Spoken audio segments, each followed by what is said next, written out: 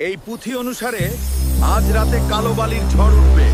জিনের দরজা খুলবে একবারের জন্য। আমার বংশের রহস্য আজ খুঁজে বের করতেই হবে। আমাদের এখানে যেতে হবে, ভূগর্ভস্থ নদীর ওপারে জিনের কুয়োট। এবার বুড়ো, তুমি নিশ্চিত? তোমার তো সংসার কিছু একটা গলদ আছে। উটরা সাপের গন্ধ পাচ্ছে। সবাই সাবধান। এই বাঁশি আমার দাদার দাদার সাপের ভাষায় কথা বলে। চলে, সময় কমছে। ঝড় আসছে।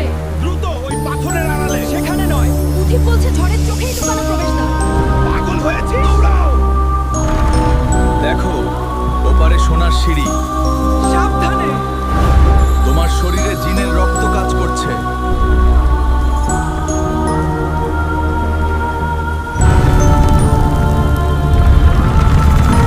ভেতরে যা দেখল তাতে রাজা প্রায় অজ্ঞান। বিশাল সোনার তৈরি সিংহাসন, সিংহাসনের চারপাশে হিরে ও মণিমাণিক্য, কিন্তু সিংহাসনের আমি নিজের বংশের ভাগ্য নিজে লিখব। আমি আর বন্দি থাকবো না। সামিরা, এটা নিয়ন্ত্রণের চাবি।